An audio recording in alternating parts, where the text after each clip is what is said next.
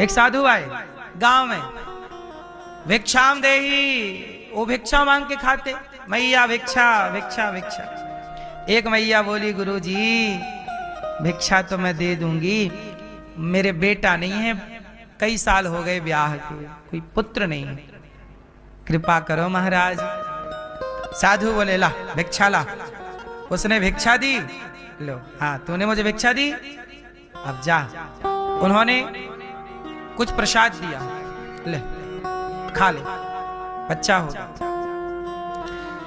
उसको लगा ये प्रसाद खाने से बच्चा कैसे होगा, श्रद्धा थी नहीं, गोबर का ढेर था, फेंक दिया गोबर में।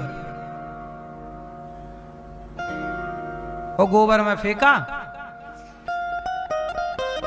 अब 12 साल बाद वो गुरुजी फिर पहुंचे। 12 साल बाद गुरुजी आए, ए मैया मैंने तुझे पुत्र होने का आशीर्वाद दिया था, कहां बेटा? अरे महाराज कोई बेटा बेटा नहीं हुआ, आपका आशीर्वाद झूठा था। अरे झूठा क्या था, मैंने तुझे कुछ दिया था प्रसाद, खाया कि नहीं? गुरुजी मैं झूठ नहीं बोलूंगी, मैंने ये गोबर के ढेर में फेंक दिया था, इसको भी खाने से भी बच्चा होगा। साधु ने ध्यान लगा के देखा, वहां गड्ढा खोदा जहां प्रसाद फेंका गया था, वो प्रसाद कोई सामान्य ऋषि का आशीर्वाद, खोदा वो जमीन के भीतर समाया, गोबर के ढेर से प्रकट हुए, इसलिए गोरखनाथ, गुरु गोरखनाथ। गोबर के ढेर से गुरु गोरखनाथ प्रकट हो गए, जिन्होंने सृष्टि में तमाम समाज की सेवा और धर्म की स्थापना की। ऐसे दिव्य महापुरुष का प्राकट्य कहां से हुआ? आपको क्या लगता है संतों को ऐसी हल्के में ले लेते हैं? इसलिए कहता हूं कि संतों का किसी भी प्रकार से तिरस्कार ना हो। विवाह करना चाहिए, संतों का आशीर्वाद देखो, संतों का आशीर्वाद मिला तो नहीं संता, कितनी कथाएं हैं कि पुत्र प्राप्ति हुई,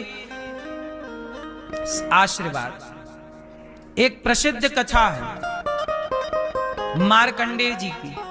एक बालक हुआ, उसकी कुंडली में लिखा था कि 12 साल में मर जाएगा, और उसके पिता बहुत बड़े ज्योतिष के ज्ञानी, उनके पिता, बेटा पैदा हुआ, बाप ने कुंडली बनाई, वो कुंडली में आया कि 12 साल के बाद बेटा मर जाएगा। अब तो बाप के दिन चैन नहीं, भाई बाप तो बाप है, कैसे चाहेगा कि कोई बाप के आगे बेटा मर जाए। अब वो बाप बेचारा सब दूर परेशान हुआ, हे महाराज कुंडली में लिखा है कि 12 साल, कोई सब ग्रह नक्षत्र योग ऐसे ही बन रहे हैं, अब कोई टाल कैसे जाए?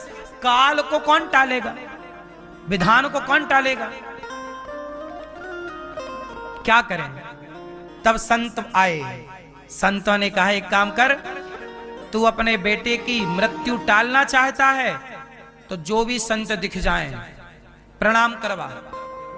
अब तो जो संत दिखे, मार्कंडेय जी प्रणाम महाराज चरण, संत आशीर्वाद दीर्घ जीवी भव। एक बार संत आ गए दिव्य और आशीर्वाद मांगा, जाओ चिरंजीवी भव। और आज 12वां साल का आखिरी दिन था, आज बच्चे को मरना था कि तभी संत आए, और संतों को प्रणाम करने की आदत थी। आयुर्विद्या यशोबलम अभिवादनशीलस्य, जो नित्य प्रणाम करता है माता पिता को, बड़े बुजुर्गों को, उसकी क्या बढ़ती है? आयु विद्या यश बल, आयुर्विद्या यशोबल।